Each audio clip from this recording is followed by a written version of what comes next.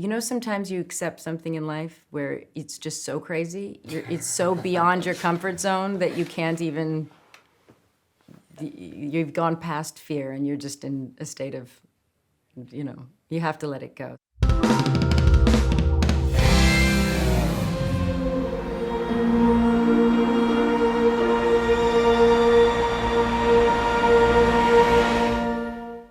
So Angelina, I wanted to start with you. You trained for months to learn how to sing opera, which I bet it was like a very hard process, but was there anything that was specifically challenging for you? I think the biggest challenge was letting, how do I say this? We hold a lot in our bodies, right? And so a lot of the sounds we make are sounds we can't make because we're protecting ourselves.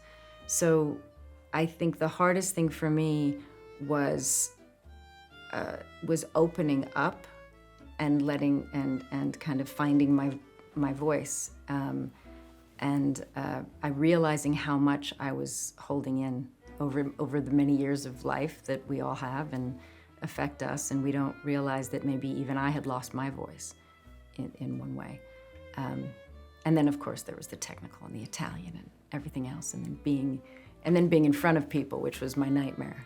So I mean, you can't really fake opera. It has to come from your guts. You can't. And then also when I discovered that I was going to be singing with no other music playing on set in front of so many people by myself with just my voice, you know, sometimes you accept something in life where it's just so crazy, it's so beyond your comfort zone that you can't even, you've gone past fear and you're just in a state of, you know, you have to let it go. So, but I was very lucky because you as an actor, when you have a director who's so protective and strong and so clear on what he wants, and I could trust.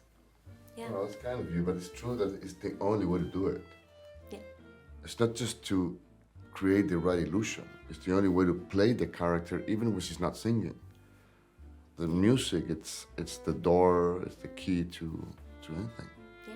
So, Pablo, I love how the movie moves from fantasy and reality a lot. Like, there's a line in the movie where Maria says something like, "What is real and what is not is my business," and I feel like the movie busts It's one of that my a little favorite bit. So, how important was for you to nail this aspect and to bring it to the movie?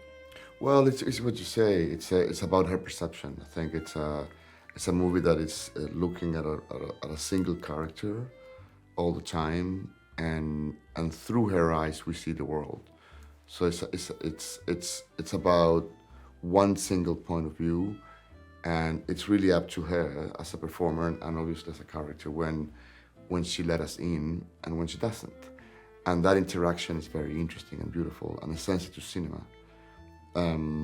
But obviously, I think that the element of music elevates this to a different place. So it's a mix of things, but it's about perception, and we follow one perception, and whatever she's feeling is what we should be feeling. Angelina, there's like this recurring tension in the movie between Maria and La Callas, between the woman and the icon. How did you find the right balance to incorporate that into your performance, and could you relate to that personally as well?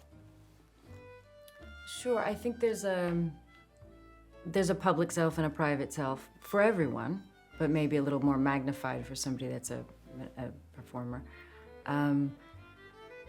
I think I related most to the work. I think she really loved and took her work very seriously, and she took her responsibility to the audience very seriously. It was a relationship, a very important relationship in her life, which I identify with, and then I think, of course, you sometimes feel like when you're public, people think they know you, and in some ways they do. And it can be the most wonderful thing to meet a stranger and have connected emotionally.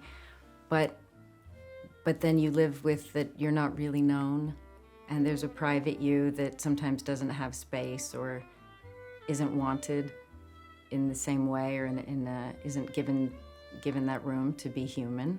And so there can be a little bit of, yeah, it's a strange, There's something about that I can't quite explain, but I understood her loneliness.